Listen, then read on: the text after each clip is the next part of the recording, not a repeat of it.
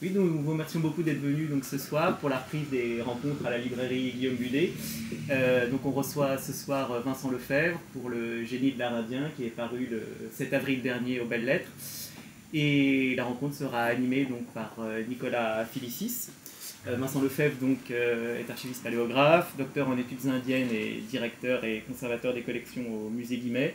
Et donc Nicolas Filicis a accompagné et a suivi la parution de cet ouvrage, tout comme il avait fait avec la série indienne que vous connaissez sans doute, qui est à l'entrée.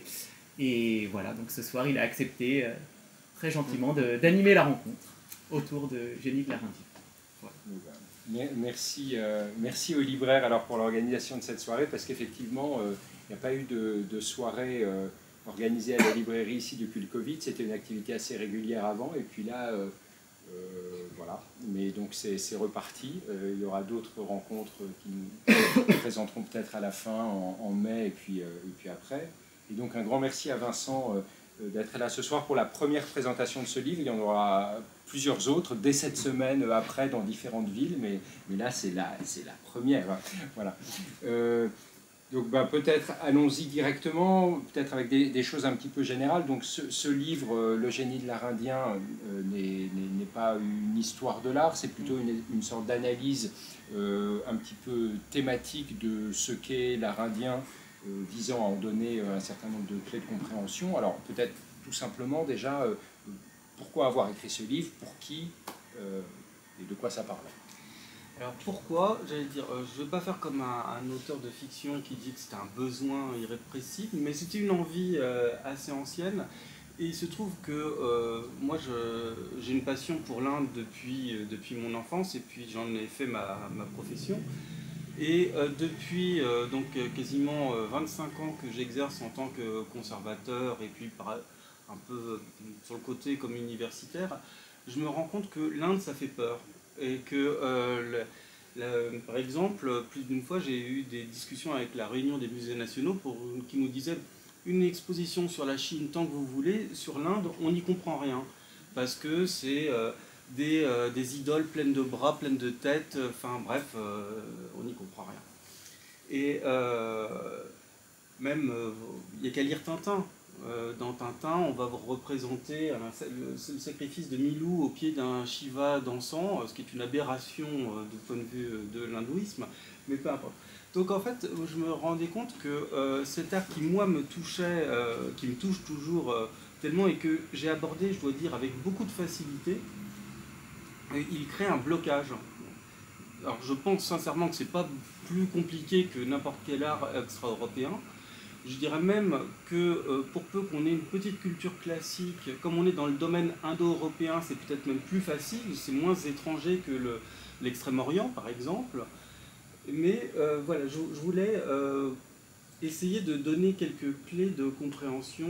Donc ne pas écrire un manuel d'histoire de l'art. Je me dis à une amie que j'écrivais un anti-manuel.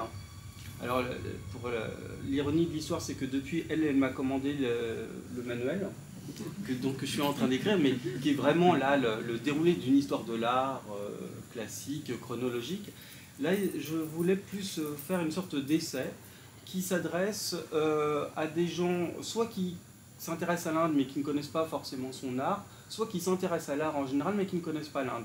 Donc c'est pour ça, et d'ailleurs on était assez vite d'accord là-dessus, qu'on n'a pas recouru à la paracritique du travail universitaire. Donc c'est un travail sans note de bas de page, sans note de fin non plus, enfin il n'y a pas de note du tout en fait.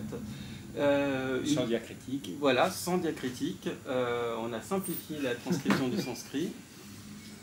L'idée c'est que ce soit voilà, plutôt abordable pour les personnes qui ne connaissent pas l'Inde, et leur dire que finalement c'est bien. Et alors, donc, c'est un ouvrage qui brasse une matière extrêmement large, en fait. Donc, c'est un ouvrage finalement assez concis, parce que on parle d'un monde indien très, très élargi, ce dont on peut peut-être dire un mot, des limites géographiques, et puis aussi des formes d'art assez diverses. Oui, alors d'ailleurs, on peut dire un mot tout de suite, ça s'appelle l'art indien, et sur la couverture, vous avez une représentation, une peinture murale de Sigiriya. C'est un site qui se trouve à Sri Lanka, donc ça montre d'emblée que l'Inde, on l'a compris dans le sens historique du terme, ça ne correspond pas à l'Union indienne actuelle. Et le monde indien, historiquement, est beaucoup plus large que même les différents États modernes, l'Inde, le Pakistan, le Bangladesh, le Népal, le Sri Lanka. Mais la culture indienne, ce que j'essaie de définir par la notion d'indianité dans le livre, s'est étendue à des espaces beaucoup plus vastes. Donc l'Afghanistan, jusqu'à ce qu'il soit l'arrivée de l'islam, fait partie du monde indien. On peut même aller un peu plus loin, encore vers l'Asie centrale, le sud, le Tadjikistan, une partie de l'Ouzbékistan se rattache au monde indien, et puis encore plus, presque la totalité de l'Asie du Sud-Est. Alors évidemment, ce sont pas des frontières, bien au contraire, mais disons une extension géographique qui a varié au fil du temps. Mais derrière cette notion d'art indien, c'est justement l'idée, c'était de montrer que d'une certaine manière, Angkor Wat au Cambodge est tout aussi indien que bien des temples qui se trouvent dans la République indienne actuelle. Alors ça, c'est pour le domaine géographique. Ensuite, alors c'est très large aussi chronologiquement, parce qu'on va aller de la civilisation de l'Indus, 2500 avant notre ère, quasiment. Non, j'ai pas mis l'art contemporain parce que là c'est vraiment en dehors de mon domaine de spécialité, mais disons qu'à peu près jusqu'à l'art moderne. Et ça comprend aussi bien l'architecture, qu'elle soit excavée ou construite, que les différents types d'images peintes ou sculptées, ou également la peinture de manuscrits. Et est-ce que, petite question, pardon, vous vouliez ajouter... Et que ça comprend aussi l'islam. Et l'islam. Une toute petite question cuisine avant d'entrer dans le vif du sujet. Est-ce que ça, vous portiez le livre en vous depuis longtemps? Ça n'a pas été trop difficile de choisir justement dans les exemples, parce que le livre est assez synthétique. Tiens, voilà, c'est très structuré, et puis on a quelques exemples à chaque fois pour illustrer chacun des sujets. Ça s'est fait petit à petit, vous aviez en tête très précisément... Ça s'est fait assez facilement. Oui. Alors peut-être que le fait que j'enseigne régulièrement fait que j'avais en tête un certain nombre d'exemples, qu'il y a certaines notions que j'avais pu aborder dans certains cours, du coup, non. C'était facile, ouais. Il y avait l'exemple parfait pour chacun des cours. Alors, entrons... dans le vif du sujet maintenant sur quelques points qui sont discutés dans le livre. Des questions de la tradition et de l'innovation pour commencer dans l'art indien. Alors, vous citez notamment, et vous remettez en forme ce qui nous aide beaucoup, un traité qui s'appelle le Diptagama, un traité à peu près du XIe siècle, on suppose, on ne sait pas trop, mais bon, du sud de l'Inde, qui donne notamment des caractéristiques dimensionnelles pour réaliser les images, l'iconographie et les statues. Donc, je prends un tout petit exemple ici, vous nous dites que j'interprète pour représenter un œil, le traité va nous donner la longueur de l'œil, la largeur de l'œil, mais aussi la taille du point lacrymal, de la pupille, de la ligne des sourcils à celle des yeux, etc., la largeur de la paupière. Donc on a un cadre en fait extrêmement précis qui nous est donné par les textes.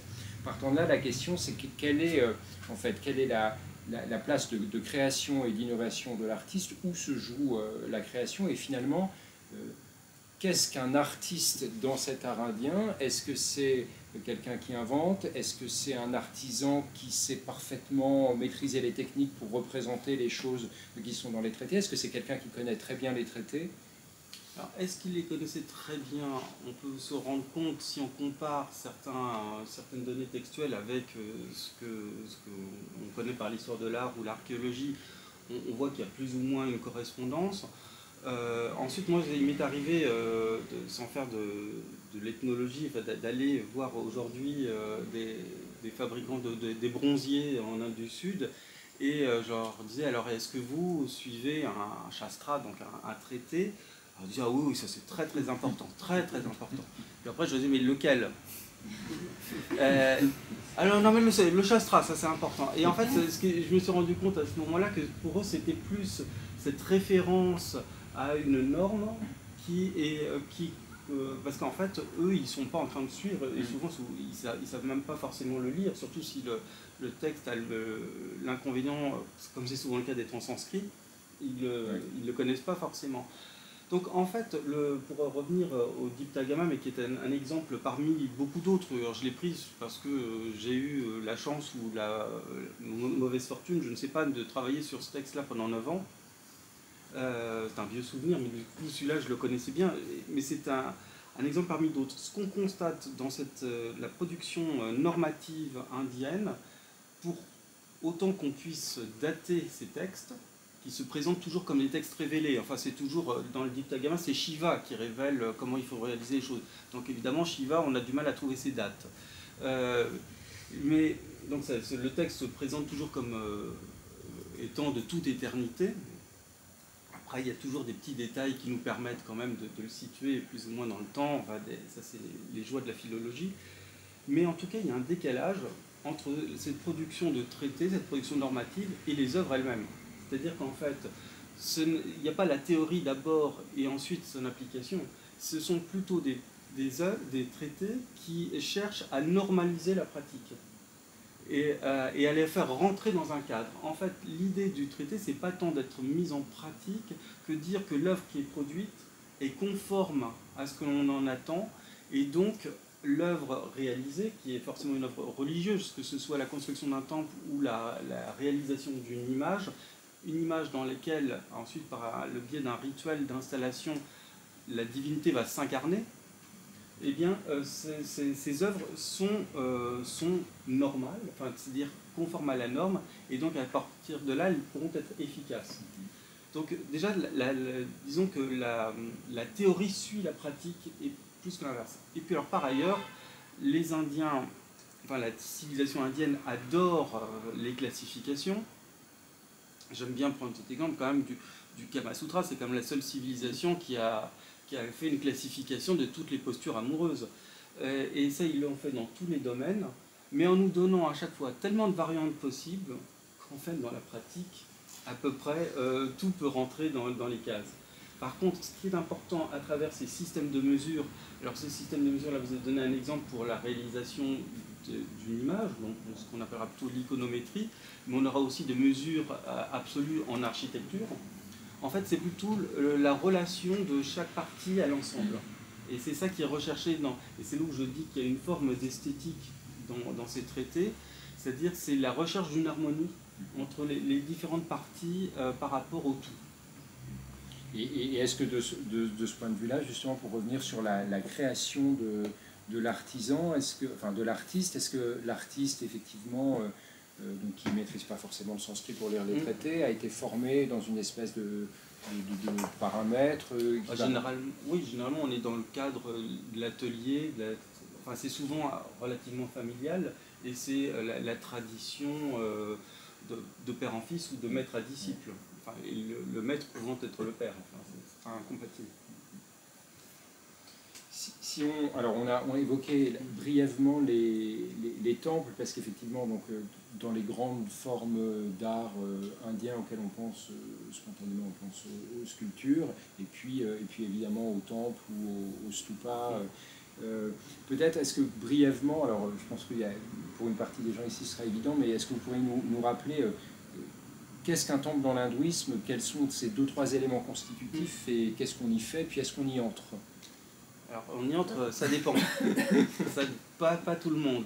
Alors, qu'est-ce qu'un temple? Avant tout, un temple dans le brahmanisme, c'est la demeure de Dieu. Et d'ailleurs, les termes, alors il y a plusieurs termes en sanskrit ou dans d'autres langues de l'Inde. Un des termes fréquents en sanskrit, c'est Devalaya, qui veut dire Alaya, demeure, Deva, de Dieu, donc c'est vraiment la maison de Dieu. Mais on va trouver aussi fréquemment Prasada, qui désigne aussi bien un temple qu'un palais.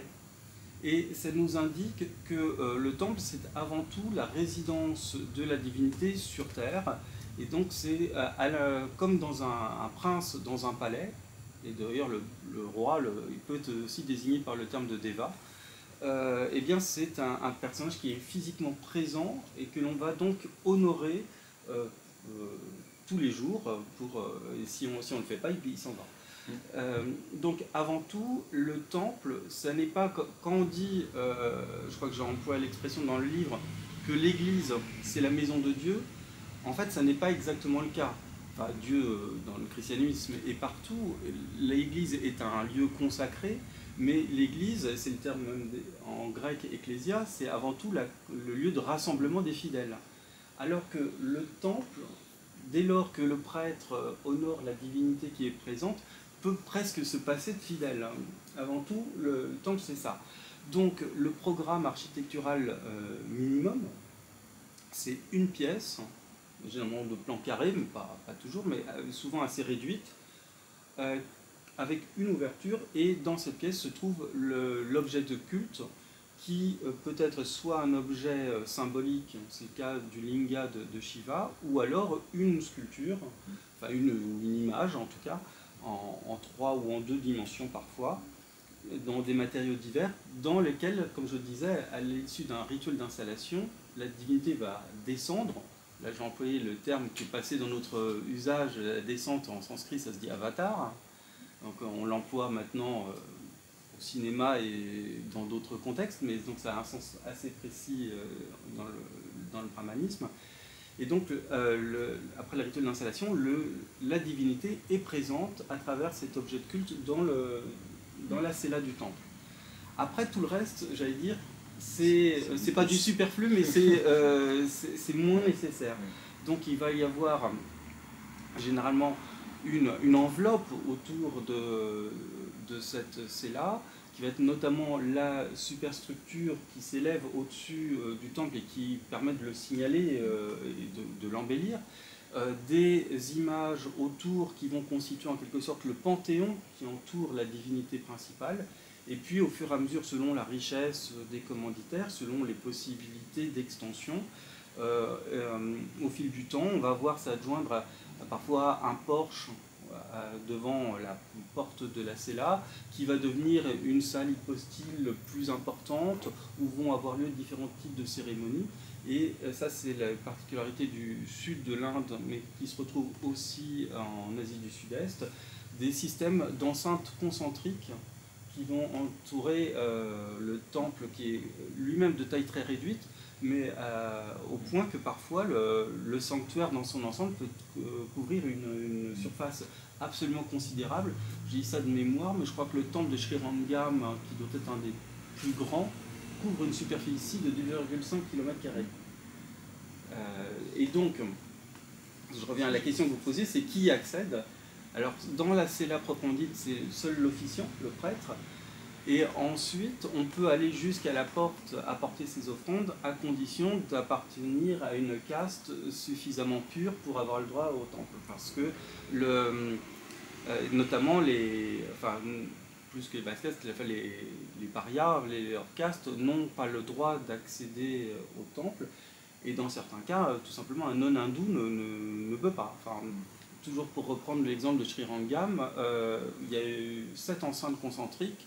Un non-hindou ne peut pas aller au-delà de la 4e. Alors j'aime bien, quand j'y suis là-bas, leur rappeler que Ramanuja, le grand philosophe indien qui vivait à Srirangam au XIe siècle, avait dit et écrit qu'il fallait que les temples soient ouverts à tous. Mais bon, ça c'est dans les faits. Ça m'a pas permis de passer. Alors, si on revient un instant par exemple sur la superstructure, parce que effectivement c'est ce qu'on voit puisqu'il annonce le temple, et puis la chose finalement à laquelle on pense peut-être en premier quand on imagine les temples indiens, notamment en Inde du Sud. Donc vous nous donnez dans le livre une description, alors toujours rapide, mais des différents types de superstructures qui peuvent exister, donc curvilinéaires, souvent en Inde du Nord, mais à voir, à faux étages, plus en Inde du Sud. Alors pour revenir, vous parliez tout à l'heure des temples en Asie du Sud-Est, et un peu, voilà, quelques petites touches, mais on ne peut pas évoquer tout le livre, mais dans quelle mesure effectivement par exemple les types de superstructures qu'on trouve en Inde, à Khajuraho, ailleurs, ont pu être aussi utilisés et construits en Asie du Sud-Est. Est-ce que Angkor Wat finalement ressemble à des temples qu'on peut trouver en Inde, et qu'est-ce qui a migré en fait il lui ressemble sans lui ressembler, c'est-à-dire que, alors pour moi, Angkor Wat, c'est le plus parfait des temples indiens, et en même temps c'est le summum de l'architecture khmère. C'est-à-dire que Alors, des deux modèles que vous évoquez, donc le type de superstructure que j'appelle curvilinéaire, enfin avec une sorte de grand pinacle, c'est typique de l'Inde du Nord, alors que la superstructure pyramidale avec un système de faux étages, c'est celle qu'on trouve plutôt dans le sud du Décan. Et c'est ce modèle-là qui s'est plutôt diffusé en Asie du Sud-Est, pour une raison très simple, c'est que l'Asie du Sud-Est, par les liaisons maritimes, était beaucoup plus en contact avec l'Inde du Sud qu'avec l'Inde du Nord. Mais alors, en fait, on constate, peut-être encore plus dans l'architecture, mais également dans certaines images, que ce que réalisent les différentes civilisations d'Asie du Sud-Est, que ce soit au Cambodge, au Champa, c'est-à-dire l'ancien Annam, Vietnam, ou à Java, parmi d'autres, ce sont des images qui sont parfaitement conformes au concept indien et qui en même temps ont une vraie couleur locale. Or, on sait qu'il y a quelques œuvres qui ont pu voyager, notamment des petits bronzes rituels, enfin des choses qui se mettent quasiment dans la poche, qui ont été exportées de l'Inde vers l'Asie du Sud-Est, qui ont pu ensuite servir de modèle sur place. Mais évidemment, l'architecture, ça ne se déplace pas. Enfin, alors c'est assez compliqué quand même. Donc en fait, ce sont plutôt les idées qui ont été... Et c'est là où on revient un peu à nos traités. On en a quelques... pas une preuve absolue, mais quelques mentions parfois dans l'épigraphie.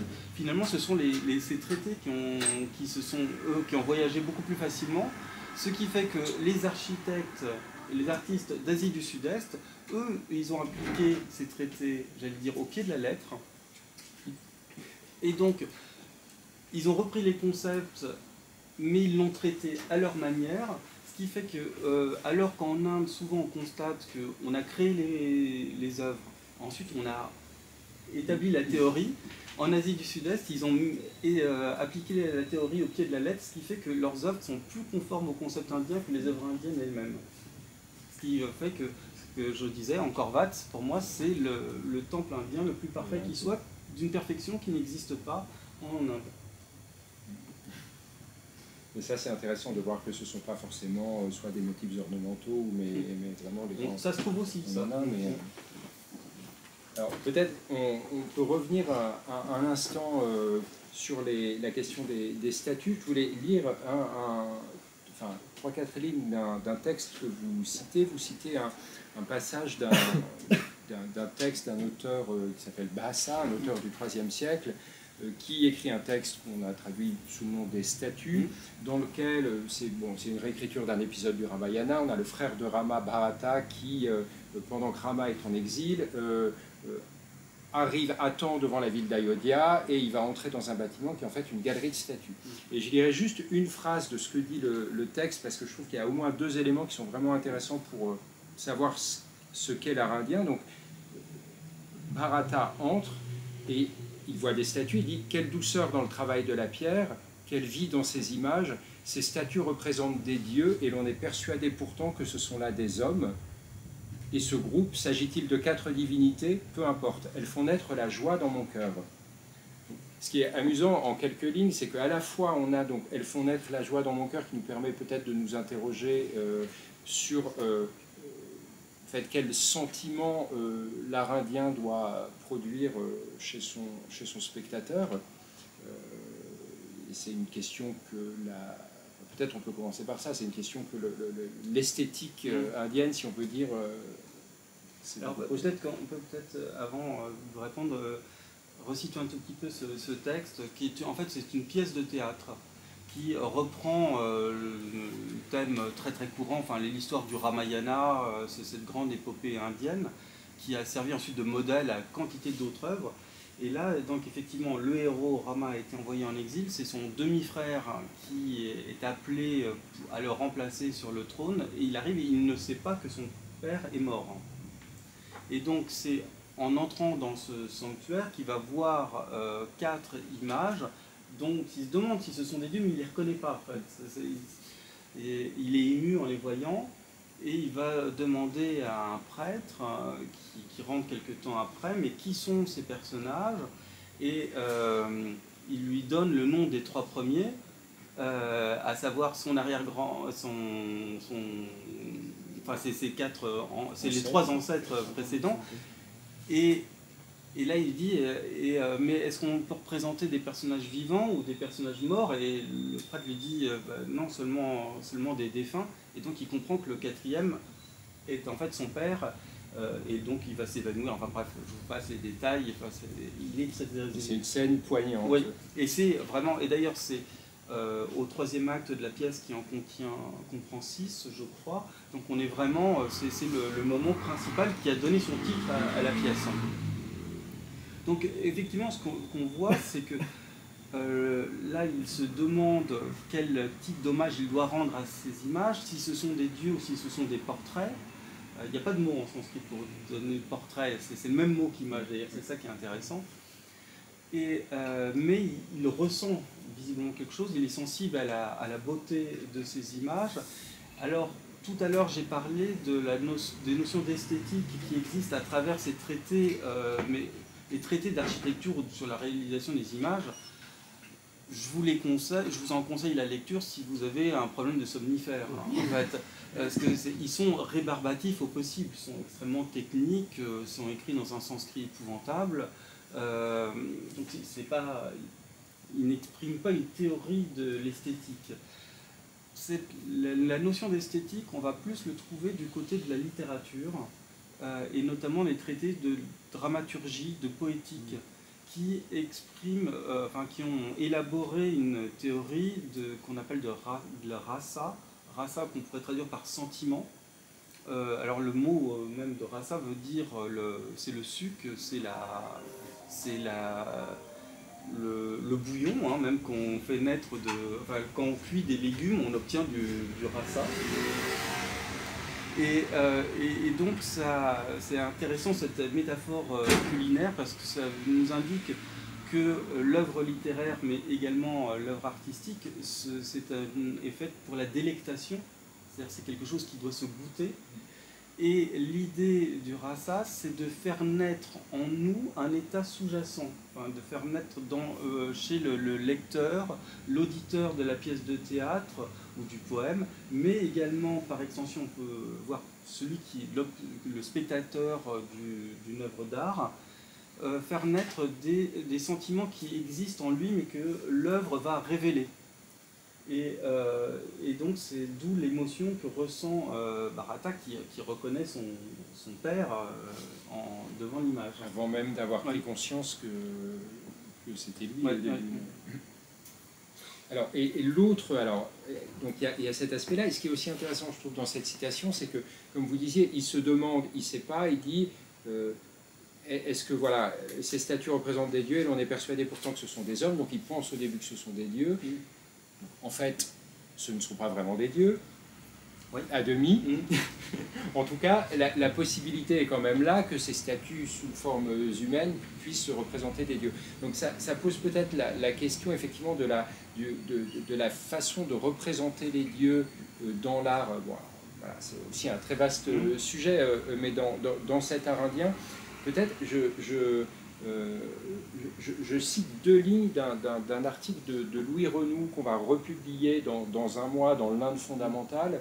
Louis Renoux s'interroge sur l'existence de l'aniconisme en Inde ou pas, et il dit donc, aucune image divine de pierre ou de métal n'a été conservée qui date avec certitude d'avant le 1er siècle précédant l'ère chrétienne.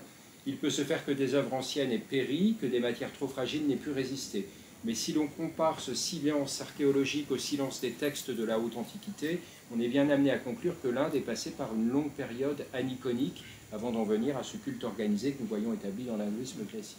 Donc la question de l'aniconisme, peut-être vous pouvez expliquer ce que c'est, parce que c'est une question que vous traitez aussi avant cette période justement où les dieux auraient pu...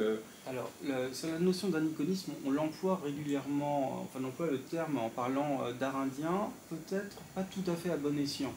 C'est-à-dire qu'il y a des religions qui sont pleinement aniconiques, c'est-à-dire qu'on ne représente absolument pas toute forme, il n'y a pas d'image. C'est le cas du judaïsme, qui est sans doute la religion qui va le plus loin dans le domaine, ou également le masdéisme. l'islam aussi, enfin l'islam c'est plus compliqué en fait, l'islam interdit le culte des images, n'interdit pas en fait, contrairement à ce qu'on dit un peu trop souvent, n'interdit pas la réalisation des images, n'interdit leur culte.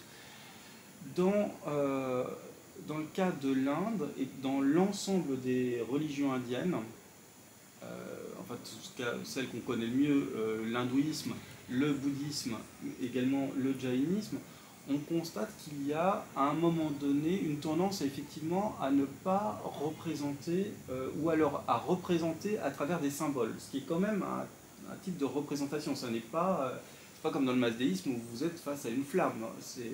Là, vous avez un objet matériel. Alors, Renoux, il écrivait il y a déjà un certain nombre d'années, donc l'archéologie a fait depuis un certain nombre de progrès.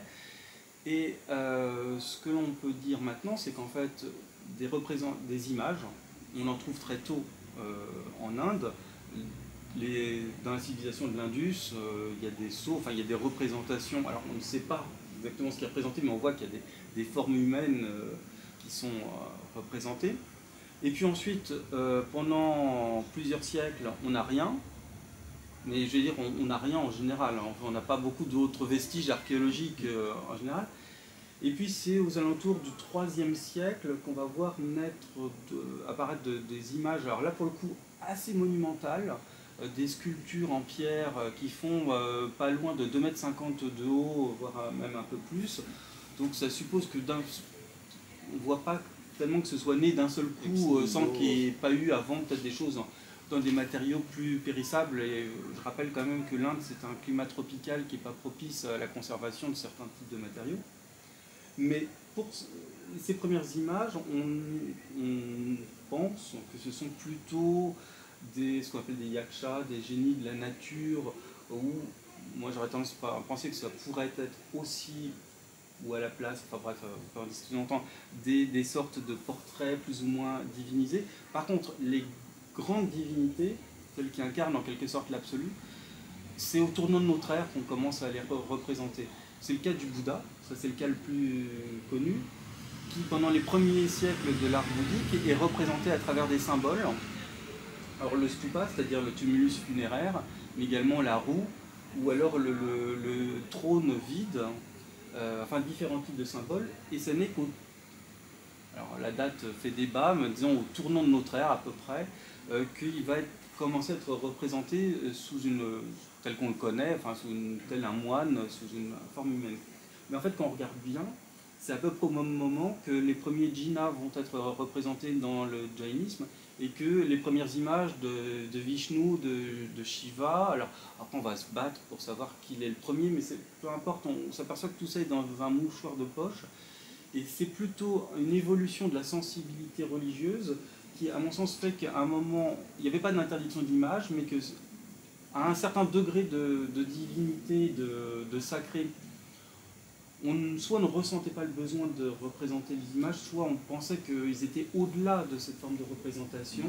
Et puis, au tournant de ère, du fait du phénomène de ce qu'on appelle la bhakti, c'est-à-dire le phénomène de la dévotion, sans doute le besoin d'un contact plus sensible avec le divin fait que les images, qui étaient de toute façon très présentes, ont incorporé aussi une iconographie plus divine.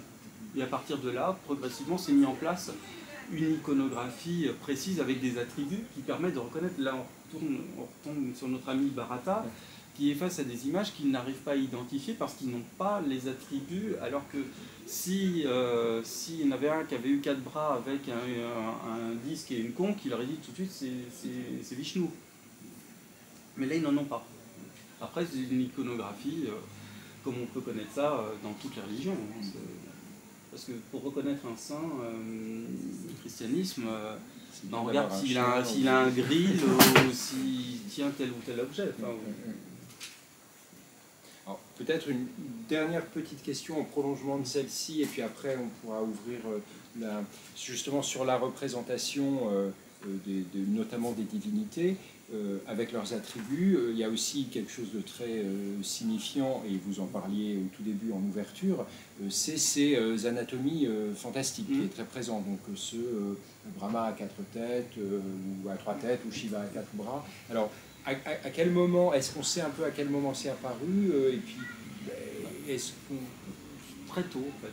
Très tôt. Très tôt, c'est-à-dire que dans les premiers siècles avant notre ère, peut-être pas 3e, mais certainement à partir du 2e siècle, parmi les premières images, on a d'emblée cette anatomie fantastique. J'aime bien l'expression de mon maître, mon gourou, Bruno d'Agens, qui parle de naturalisme de l'impossible. Parce que ce qui est frappant, c'est que ces membres multiples, ces têtes multiples, ne sont jamais présentés comme quelque chose de monstrueux. Mais au contraire, il y a une virtuosité, ce qui fait que, bon, je dirais, on croiserait un type avec 4 têtes dans la rue, ça nous ferait sans doute un peu bizarre, mais j'espère qu'on n'en est plus à nos premiers témoignages du Moyen-Âge chrétien qui voyaient des idoles monstrueuses, et donc une représentation du diable dans ces images indiennes, et qu'on est un peu plus sensible à cette beauté. Mais en fait, pourquoi est-ce qu'il y a ces représentations étranges, je veux dire ? Parce que les personnages qui sont représentés ne sont pas des personnages communs. Alors il y a toujours une légende qui explique pourquoi Brahma a 4 têtes, parce que chacune de ses têtes, chacune de ses bouches a récité un des 4 Védas, mais enfin il y a une autre légende qui dit qu'en fait il n'en avait qu'une, et puis sa femme, voulant échapper à son regard un peu insistant, elle est passée dans son dos, et donc il y a une nouvelle tête qui est apparue. C'est ça qui est très amusant avec l'Inde, il y a beaucoup de légendes qui sont très plaisantes. Mais surtout, voilà, ces divinités ne sont pas des êtres comme les autres, et leur anatomie le reflète. Et ça va être Mais au fond, on se pose beaucoup moins la question sur l'art égyptien. Enfin, je sais pas, Thoth, il a une tête d'ibis, finalement. La Diane, enfin l'Artémis d'Éphèse a des seins innombrables. Donc Janus bifrons à Rome. Donc, alors c'est peut-être plus répandu dans le monde indien, mais finalement ce n'est pas du tout une particularité de l'Inde. Donc il n'y a pas de raison d'en avoir peur. En fait. On en revient à ce qu'on disait voilà, du début. Alors, on a abordé quelques-uns des aspects qui sont traités dans le livre, parce qu'il y a une profusion de choses. Voilà, il y a justement, vous disiez à l'instant, il y a tout un premier chapitre sur la découverte de l'art indien par l'Occident, et puis les premiers jugements qui ont été portés dessus, les premières représentations, enfin voilà, il y a toutes des choses, mais on ne peut pas tout aborder. Alors, y a-t-il des questions à poser sur des aspects particuliers? D'abord, je vous remercie beaucoup pour cet ouvrage que j'ai lu en toute vitesse, puisque je le vendredi soir. Il est très fluide et très agréable à lire, et il pose plein de questions sans trop compliquer les choses. Et j'ai plein de questions, donc je vais essayer de me limiter, mais je vais commencer par ce que vous avez dit là dans cette dernière heure. Vous vous interrogez, et le livre interroge beaucoup là-dessus, sur l'approche qu'ont les Occidentaux de l'art indien, qui est un petit peu difficile, et vous avez donné cet exemple en disant si on faisait une exposition sur la Chine, ce serait très facilement faisable. Je me demande si c'est pas tout simplement parce que la Chine a une profusion d'art décoratif qui était du coup beaucoup plus accessible, et les divinités, enfin l'Occident en fait connaît très mal la Chine quand on en vient aux religions, au taoïsme, Vous avez tout à fait raison. En fait, il n'y a pas eu, et je pense que c'est une des explications aussi. Alors, il y a 2 explications d'un certain rejet de l'Inde et de l'art indien. C'est-à-dire qu'en fait, l'Inde, l'Occident l'a toujours connu, de plus ou moins près, mais il y a toujours eu des contacts. Mais ces contacts se faisaient parfois de manière un petit peu indirecte, avec le phénomène, sans vouloir faire de mauvais jeu de mots, mais du téléphone arabe, donc avec des formations. Donc, du Moyen-Âge, on a hérité de cette idée que finalement toutes ces idoles sont un peu l'incarnation du diable. Je pense qu'on n'est plus tout à fait dans cette position-là, mais je pense qu'indirectement il en reste un peu quelque chose. Et puis par la suite, il n'y a pas eu ce phénomène de la chinoiserie, au XVIIe, XVIIIe siècle, du japonisme, alors qui est d'un autre domaine, qui est plus intellectuel, peut-être plus juste au fond. Il n'y a pas eu le primitivisme non plus vis-à-vis des arts africains ou océaniens qui ont pu être, à mon avis, ça m'agace toujours quand on aborde l'art africain, que je connais très mal, je dois dire, mais uniquement par le biais de l'art moderne occidental. Enfin, je trouve que c'est autre chose qu'une source d'inspiration pour Picasso. Mais enfin, il y a ce sentiment d'une certaine familiarité. Et pour ce qui est effectivement de l'Extrême-Orient, finalement, on limite souvent l'art chinois, voire japonais, un peu aux estampes qui sont finalement ce qu'il y a de plus facile à aborder dans l'art japonais. J'ai même fait des expositions d'estampes japonaises, donc c'est pour dire que c'est abordable même par un non-japonologue. Mais sinon, c'est la porcelaine chinoise. Mais pour un Chinois, le grand art, ça va être la peinture de lettré. Et ça c'est autrement plus... Oui. Donc en fait, on a un peu sélectionné. Mais il y a cette idée que l'art indien, c'est forcément de l'art religieux. Donc voilà, comme c'est une iconographie qui est relativement complexe, mais finalement pas plus complexe qu'une autre. Et puis pour peu qu'on ait un peu envie de s'intéresser au mythe qu'il y a derrière, c'est d'autant qu'on peut retrouver des notions qui existent dans les mythologies gréco-romaines. Donc oui, mais effectivement, je vous rejoins. En fait, la Chine, c'est faussement facile. Je pense même qu'à terme, c'est beaucoup plus difficile. Et parce qu'on laisse de côté le bouddhisme, on laisse de côté le taoïsme. Parce que pour comprendre le taoïsme, faut se lever de bonne heure, hein, quand même. Et justement, il y a peut-être l'exception, on n'a pas parlé finalement des arts musulmans et de l'art moghol, mais c'est typiquement une époque où on a une émergence d'art décoratif très très présent et qui là, pour le coup, est une grande vogue, enfin, je pense, des indiennes, Oui, et puis alors au XIXe siècle, notamment dans les milieux britanniques, mais pas uniquement britanniques, mais enfin forcément ils étaient les premiers concernés, il y avait un goût assez prononcé pour les arts décoratifs indiens, donc qui étaient plus liés à la production de l'époque moghole, qui étaient même perçus comme susceptibles de renouveler l'inspiration des artistes et des artisans européens. Et donc on constitue par exemple au Victorian Albert Museum, enfin, qui ne porte pas encore ce nom, mais enfin, qui est créé au milieu dans les années 1850. D'emblée, on va présenter des arts décoratifs indiens, mais pas la sculpture classique. Voilà, parce qu'il va y avoir cette distinction et cette opposition qui est quand même, là pour le coup, un peu une création de l'époque coloniale, cette opposition entre l'Inde musulmane et l'Inde hindoue. Est-ce que vous pensez qu'il en est de même pour l'art khmer, qui a quand même été présenté lors de grandes expositions universelles? Est-ce qu'il est finalement plus connu et plus facilement... Il est plus connu, en tout cas en France. En France, oui, pour le public mais français, superficiel. Vous en pensez quoi? Alors, on l'a découvert un peu plus tard, l'art khmer. Ça a été en fait, assez apprécié, parce que finalement, je parlais de la difficulté d'organiser une exposition d'art indien en France. Si on dit une exposition sur Angkor, alors là, aucun problème. On a les foules qui arrivent.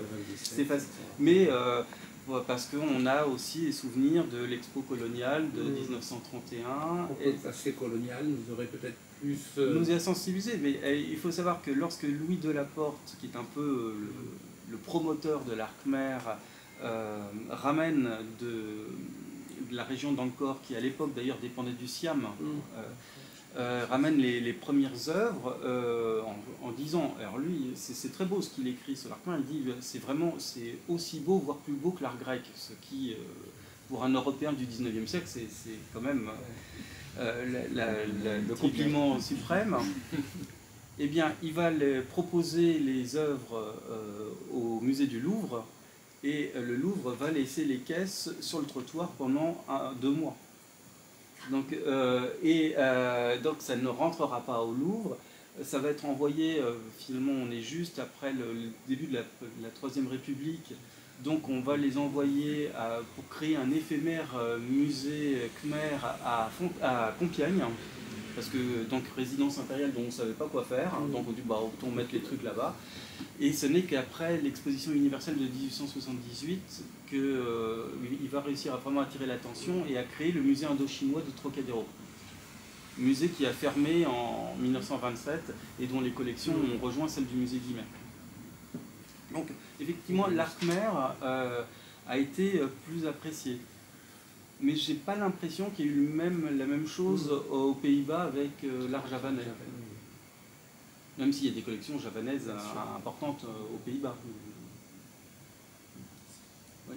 Alors oui, moi ma question c'est plutôt au niveau de cette idée de créativité et de tradition. Parce qu'en fait dans l'image que l'on a justement de l'art indien, c'est assez homogène. Je me demande si au sein même de cette sensibilité, il n'y a pas eu des iconoclastes, des gens qui avaient des sensibilités différentes au sein de cet art-là. Est-ce qu'il y a eu des mouvements, des contre-mouvements au sein de l'évolution de cette sensibilité? Alors, l'homogénéité, je ne suis pas tout à fait sûr, enfin je ne vous suivrai pas complètement, parce qu'on va dire, d'un point de vue régional, il y a quand même des différences qui sont assez marquées. Enfin, il faut se dire que quand on prend le monde indien, c'est la taille de l'Europe. Donc on ne dirait pas que l'art d'Andalousie et l'art de Hongrie, ça se ressemble. Enfin, en tout cas, un Européen, il verrait des différences. Ces différences, elles existent aussi en Inde. Après, derrière votre question, je pense qu'il y a la question de la personnalité de l'artiste. Or, de ce point de vue-là, l'art indien, je dirais, avant la période moghole, où on a des artistes qui signent, enfin, nous on a très peu de noms, et ça se rapproche pas mal de ce qu'on a connu en Europe au Moyen-Âge. On raisonnera peut-être plus en termes... D'ailleurs, on ne fait pas la distinction entre l'artiste et artisan, et on distinguera donc plus un atelier qu'un individu. Mais avoir des œuvres qui sont un peu hors normes, oui, bien sûr. Mais ce n'est pas forcément l'individualité de l'artiste, c'est aussi celle de son commanditaire. Parce que c'est une des thèses aussi que j'essaie de développer dans le livre, c'est que toutes ces œuvres, elles sont créées parce qu'il y a une commande. Et donc, parfois, l'œuvre hors norme, c'est pour refléter la personnalité hors norme du commanditaire, plus que celle de son artiste. Mais parfois, on se dit, il avait quand même un architecte de génie pour faire un temple comme ça. Mais là, j'ai en mémoire, enfin en tête, le grand temple de Tanjore, qui a été construit au tout début du XIe siècle par un roi qui avait un pouvoir immense. D'ailleurs, il s'appelait lui-même, c'était pas son nom de naissance, mais c'était son titre, Raja Raja, donc le roi des rois. Et il se fait construire un temple qui, de son vivant, était le plus grand de toute l'Inde. La tour culmine à 60 mètres de haut, ce qui est considérable, et donc plus grand que tout ce qui avait été fait, qui transcende un peu, et d'ailleurs, petite parenthèse, c'est que c'était plus grand que tout ce que prévoyaient les traités d'architecture qui avaient été rédigés jusque-là. Ce qui fait qu'on en connaît un qui, dans un de ses manuscrits, rajoute un univers pour dire oui, alors en fait on peut aller jusqu'à tant d'étages, ce qui fait que le temple de Tanjore rentre dans la norme. C'est ce qui illustre un peu ce que je voulais dire tout à l'heure. Eh bien, on a sur ce temple une épigraphie extrêmement... Enfin, on a des centaines et des centaines d'inscriptions qui nous donnent plein d'informations. On connaît tout le personnel du temple. On connaît le nom des 400 danseuses qui étaient rattachées au temple avec quels étaient leurs émoluments, les villages qu'on leur offrait en salaire, et on n'a pas le nom de l'architecte. Mais l'architecte, il a bien existé, et il avait vraiment du génie, ce type-là. Mais c'est pas qu'on le mettait, qu'on essayait de le cacher, parce que quand on a, à travers la littérature, quelques inscriptions, des indications sur ce que pouvait représenter socialement un artiste, on voit qu'il était bien intégré dans la société, qu'il devait sans doute relativement bien gagner sa vie, que certains artistes étaient itinérants parce qu'ils étaient recherchés, un peu comme dans l'Italie de la Renaissance. Voilà, on s'arrachait les Léonard de Vinci ou les Michel-Ange, mais au final, comme on a des œuvres essentiellement religieuses, la finalité, c'est celle, donc c'est pour la divinité, et puis pour le commanditaire qui recueille le mérite de cette fondation. Finalement, ce que nous, on peut considérer comme un artiste, c'est un prestataire. Voilà, une fois qu'on l'a payé, après, voilà, il a eu son salaire, et c'est l'idée de transmettre son nom, c'est pas ce qui compte. Après, quand on arrive, par exemple, à l'époque moghole avec la peinture, où là on a vraiment une main qui est reconnaissable, oui, on sent qu'il y a des artistes qui sont un petit peu plus en or, mais on arrive finalement dans c'est la notion d'art moderne qui commence à se faire jour. On voit dans les miniatures qu'on a reproduites dans le Baburnama, là, donc dans la traduction par Jean-Louis Baquet-Gramont, on a travaillé avec Amina Okada, effectivement, la plupart des miniatures sont signées du peintre, même si elles sont rassemblées dans un même manuscrit. Mais d'ailleurs, même dans les miniatures, en fait, il y a plusieurs peintres qui œuvraient sur le même page. Hein. Il y en a qui fait les visages, un autre qui fait les fonds, les paysages, enfin. Donc c'est rarement une signature unique. Puisque vous abordiez la question du pouvoir, je voulais vous demander si vous pouvez discerner dans l'art indien les rapports entre esthétique et politique. Ah oui, très clairement. Et quels caractérisent quels sont-ils?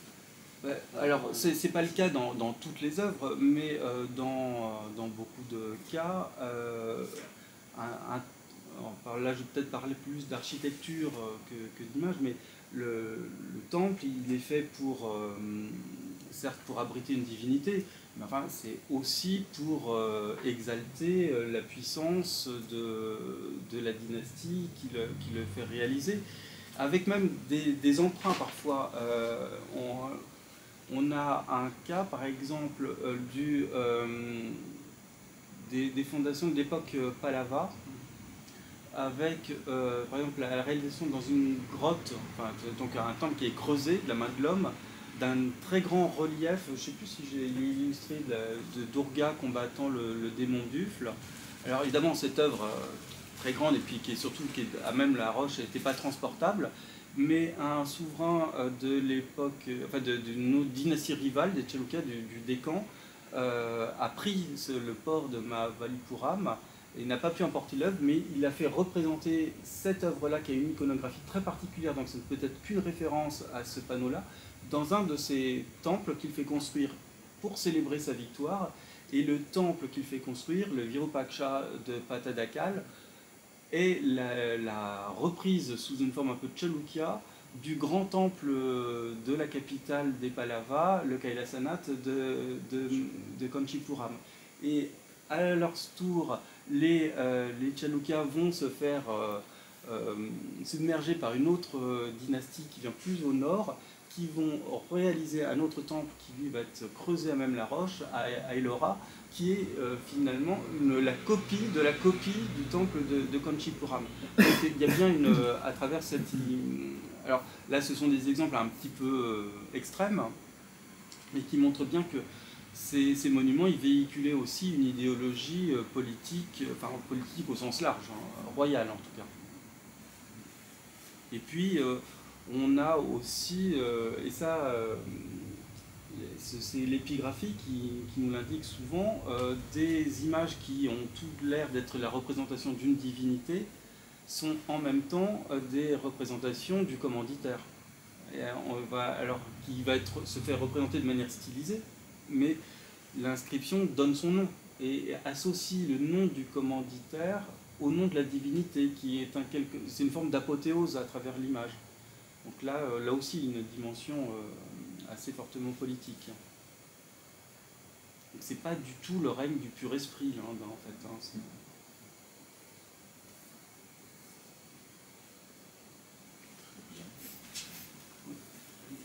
Comment se fait la rencontre de l'art indien traditionnel, si j'ose dire, et de l'apport mogol, tout ce qui vient de l'extérieur, par l'invasion? Comment ça s'articule? Comment ça va ressortir derrière? Est-ce que les syncrétismes ou est-ce que sa personnalité? Comment ça fonctionne? Alors, il faut bien voir que déjà l'art moghol, c'est la dernière phase hein, dans l'arrivée de l'islam en Inde, puisque l'islam arrive beaucoup plus tôt. Les Moghols, c'est 1526, la fondation de l'Empire moghol. L'islam arrive au XIe siècle en Inde. Donc vous avez toute la période des sultanats qui précède. Le sultanat de Delhi, puis les différents sultanats régionaux, que ce soit au Gujarat, dans le Décan ou au Bengale, qui vont, alors, d'une part, importer des formes qui sont nouvelles, parce qu'elles sont propres à l'islam, la mosquée, le tombeau, mais des formes qui regardent plus du côté de l'Asie centrale que du monde arabe. En fait, ces différentes dynasties, elles sont plutôt d'origine turque d'Asie centrale, donc pour eux la référence c'est Samarcande, beaucoup plus que... enfin d'ailleurs le Taj Mahal, on voit le lien avec Samarcande et puis également Ispahan, le monde persan.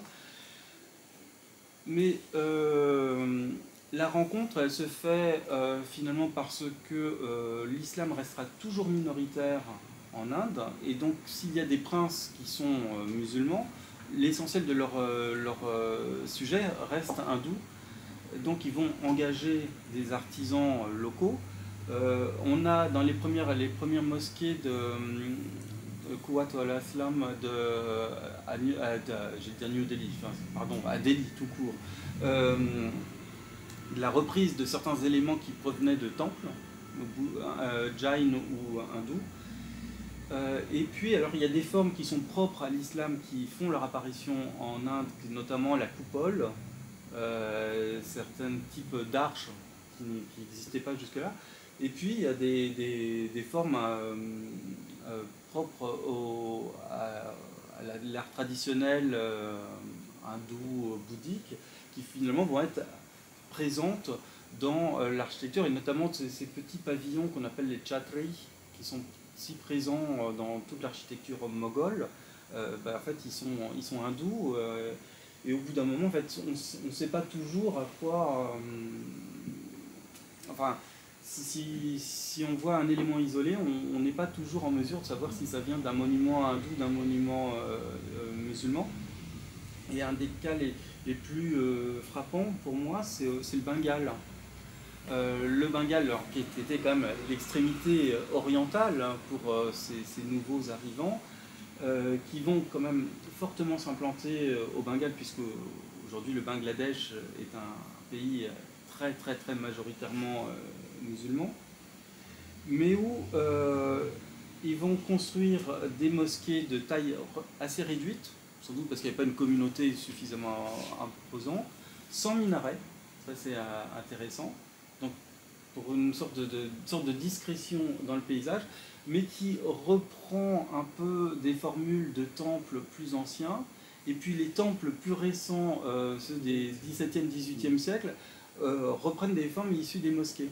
Ce qui fait que ça devient quelque chose. Et puis d'ailleurs, au 19e siècle, ils ont parfois mis un peu des formes néo-gothiques dedans. Donc là, on a un vrai syncrétisme. Mais d'ailleurs, aussi, à l'époque moghole, certains des peintres des ateliers impériaux étaient hindous. Govardhan, qui était un des grands peintres du début du XVIIe siècle, comme son nom l'indique, était hindou. Et ça ne l'a pas empêché d'illustrer des ouvrages pour Jahangir.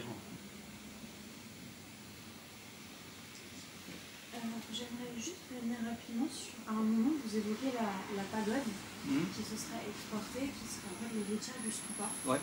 Et j'ai trouvé ça super intéressant de passer assez brièvement dessus.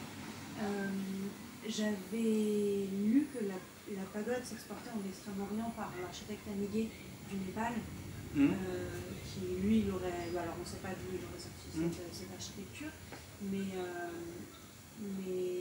c'est très intéressant de penser que les toitures étagées peuvent être en fait les chatris. Ah oui, je pense que ça... Enfin, je ne suis pas du tout le premier à le dire. Hein.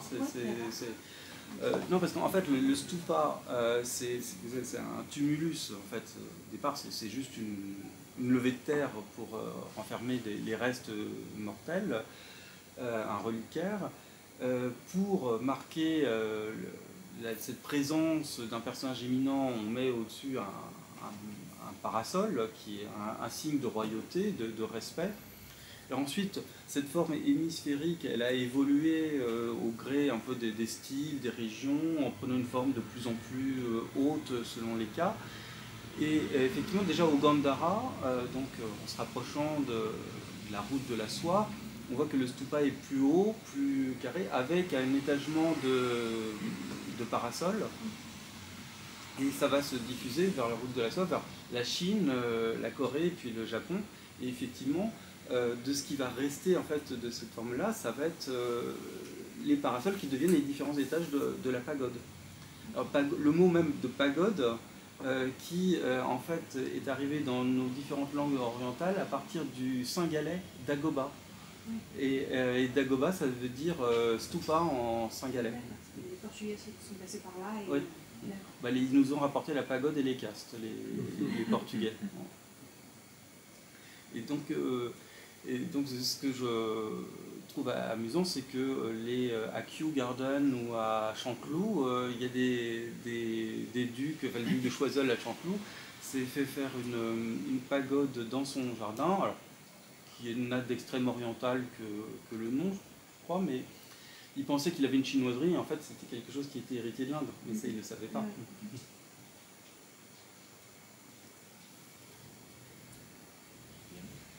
Écoutez, de toute façon, vous pouvez aussi discuter de manière plus informelle avec Vincent Lefebvre. Merci beaucoup d'être venu. Je ne sais pas si Bruno ou Louise veulent... Oui, bah écoutez, non. Merci beaucoup en tout cas pour toutes ces informations et ce livre passionnant.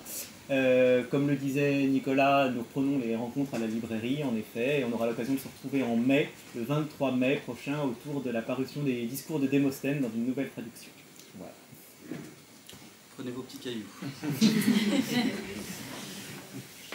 Merci beaucoup. Merci.